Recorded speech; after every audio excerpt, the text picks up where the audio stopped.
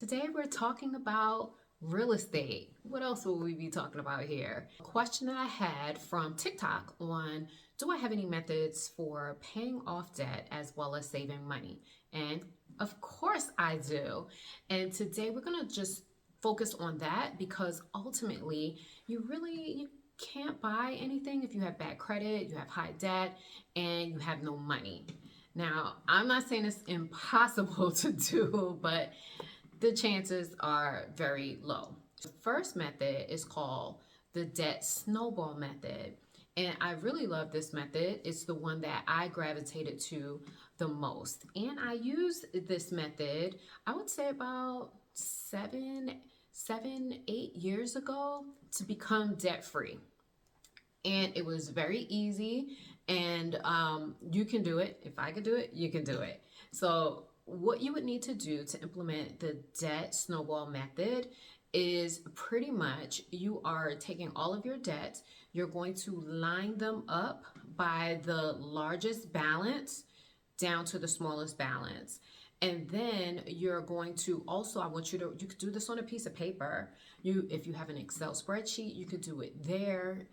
Now, once you have those debts lined up, and just to give you an example, if you had a debt that was 10,000, you had a second debt that was 5,000, one that was 2,500, and one that was $500. You're going to line those up just like I mentioned them on a piece of paper. Then next to the debt, you want to write down what the minimum monthly payment is next to each one of those. After you have that, then we're ready to go. The next thing that you're going to do after you've paid off your monthly expenses, such as like your housing, car notes, things like that, the money that you can allocate now towards paying your bills, you want to apply first the minimum payment to the most expensive balance. So that 10,000 balance, you're going to pay the minimum payment. Then the 5,000 balance, minimum payment. The $2,500 debt, minimum payment.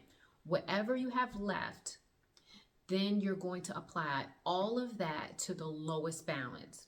And if that lowest balance one is 500, and let's just say after you paid off those other three, you still had $250 left, you're going to apply the whole $250 to that lowest balance. Now, after you've done that, as you can see, it's going to pay half of that $500 balance. Then the next month, after you've paid your overhead and things like that, you're going to do the exact same thing. And let's say that now after doing that, you have another $250. Now you're going to pay off that $500 debt. And then the next month, so now we're into the third month, you're going to do the same thing, but now you only have 3 debts. And you're going to apply the minimum balance to debt 1 and 2, and then debt 3, you're going to apply whatever you have left to that balance. So effectively, you're getting quicker wins because you're able to see debts get paid off much faster opposed to other methods.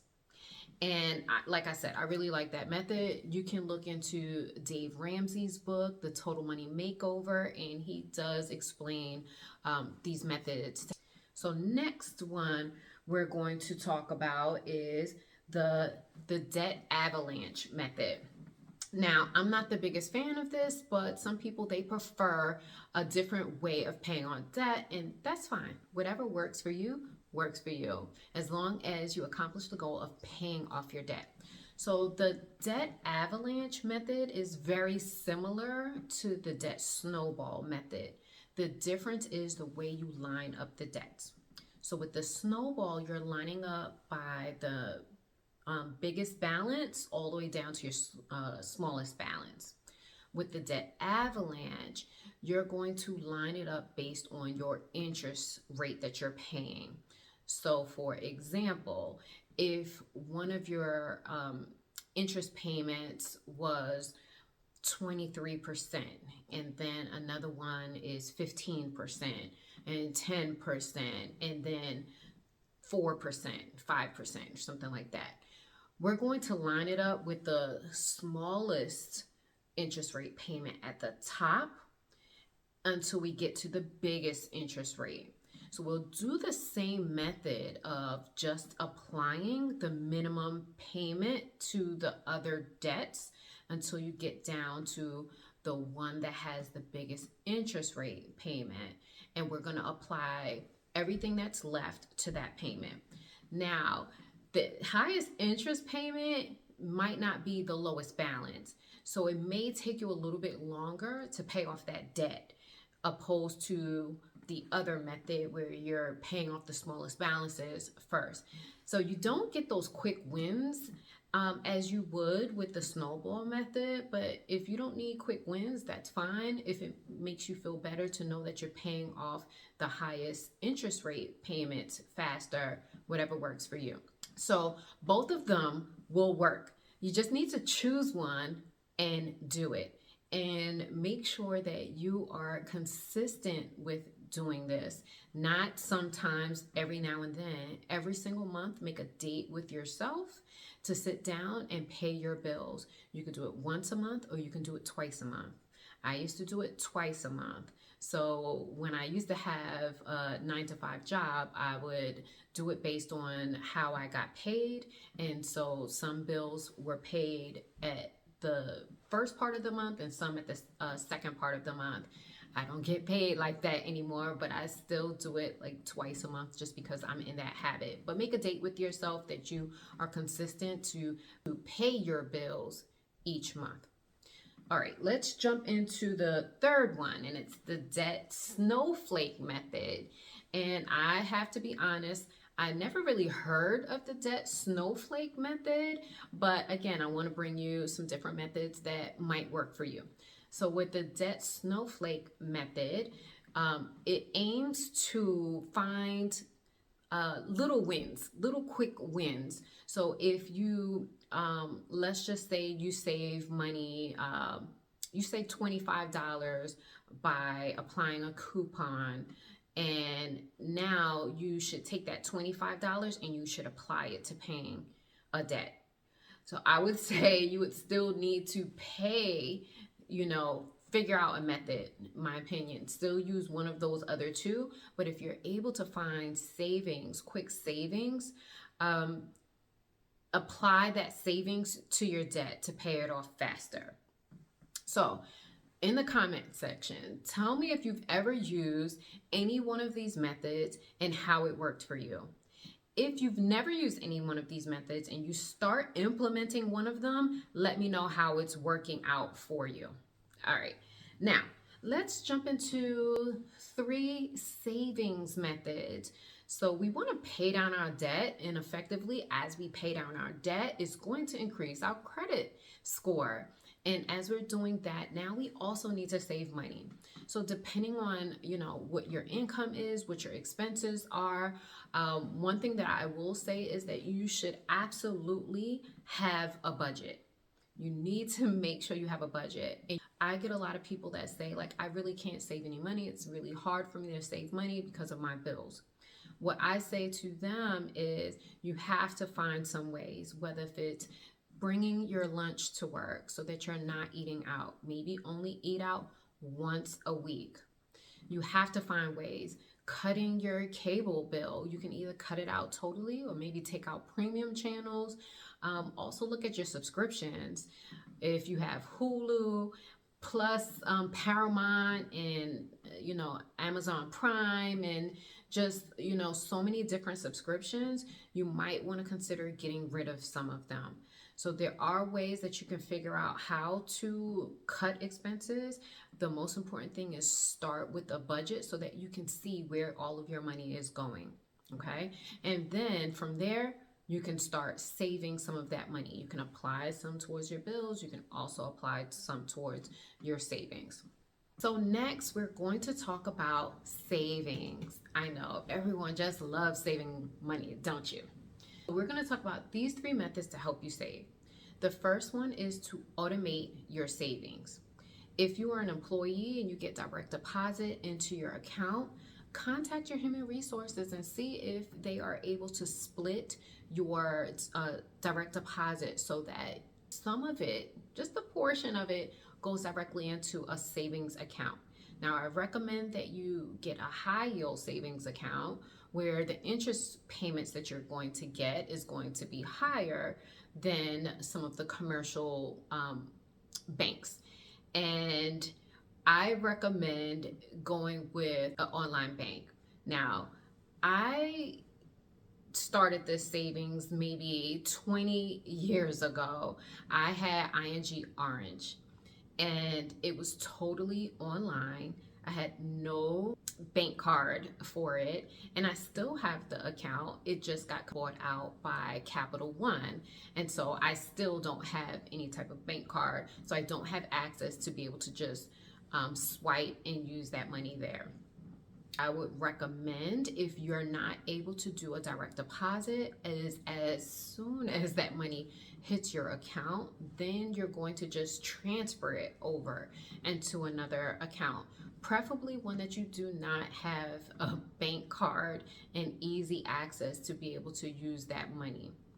So if you're an employee and you can split up your direct deposit, do it that way. If not, once the direct deposit hits your account, then you're going to just transfer it out. Either way, you need to transfer the money out before you do anything else.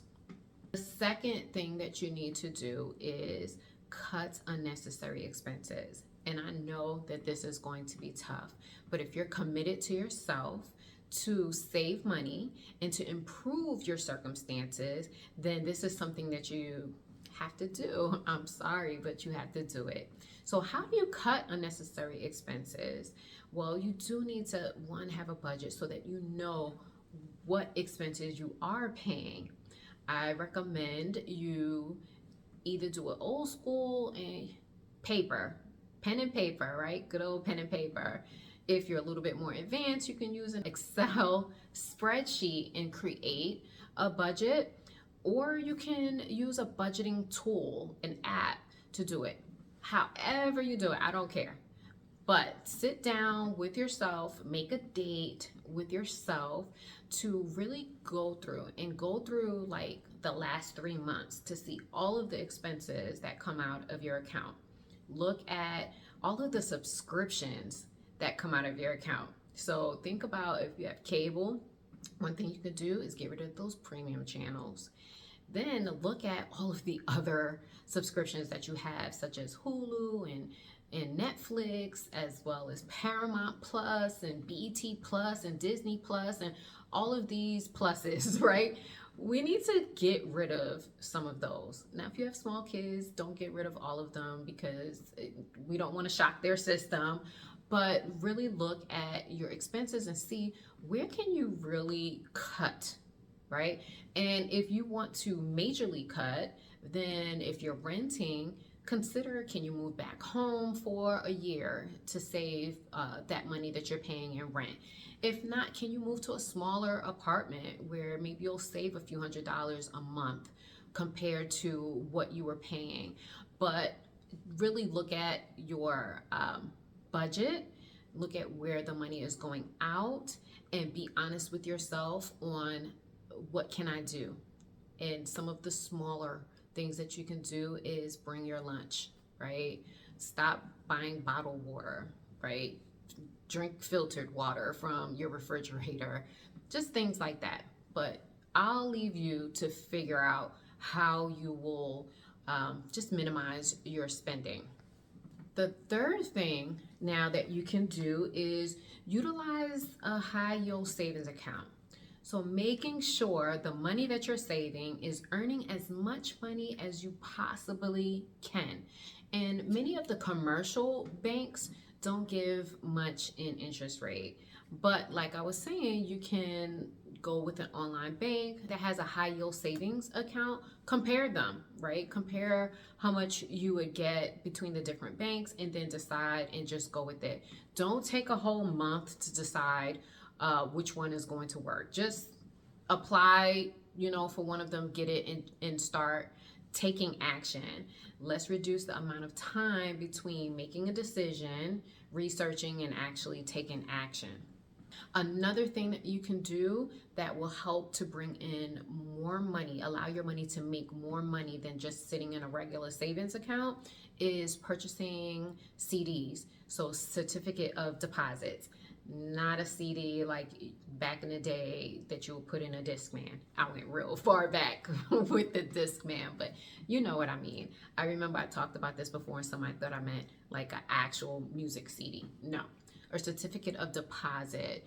Now, with a certificate of deposit, you're going to purchase it. You'll put your money in based on the amount of time that you're purchasing. So if you're purchasing 6 months, 12 months, 13 months, multiple years, will equal the amount of interest you'll earn on that money that you put in the certificate of deposit. Remember that if you do buy a CD, that if you terminate it, there might be a early termination fee that you'll have to pay. What I recommend is if you are, let's say you're saving $100 out of each check, right? Each month, that means that's $200 if you get paid twice in a month. Then at the end of that month, take that $200 and buy a CD. Every month, buy a CD. Or if you like, after each check, buy a CD. And then after the year is up, then you can just roll that money plus the interest that is earned into another CD for another year. I did that for several years and saved a lot of money doing it that way. Out of sight, out of mind. And because it's locked up in a CD for a year, you're not going to look at that money as, just disposable money that you can use because you want to buy something maybe that's frivolous. We're trying to change some of our habits to be able to pay down debt, not accumulate new debt, and save money. Right? Because they say cash is king. So we want to make sure that we are putting ourselves in a good position. Now, budgeting tools. So you can, like I said, you can use good old paper and pen. You can use an Excel spreadsheet, or you can find an app that you can use to help you with the budget. But just do the budget, and from the budget you'll know how much money you have at the end of the day after you've paid all of the essentials to be able to apply towards your bills. Now, another question that I get is, well, how do I break this up? How do I know what I should allocate to certain things? And that's a really good question. And there is a method out there that you can use. It's the 50-30-20 rule. Now, it may not apply exactly to your situation. You might need to adjust those numbers based on how much debt you have, how much overhead you have, things like that. But the 50-30-20 rule is 50% goes to your necessities, so your overhead, your car, things that you need to have in order to survive. Like you need a car to get to work, daycare to take care of your children while you're working. Necessity is not like cable TV, because you don't have to have cable TV, but a necessity is food, insurance, things like that. The 30% is non-necessity things, wants. And so the wants, like I said, would be like the cable, going out to eat, entertainment, not going over that 30% of your income. And then the 20% would be savings. And if you're wondering, well, where do my bills fit in? The bills are going to fit in that 50%, the necessities. As your 50% starts shrinking, where you don't need 50% any longer in order to survive, we're not putting that money into the 30% into your wants. We're going to put it into your savings, into that 20%.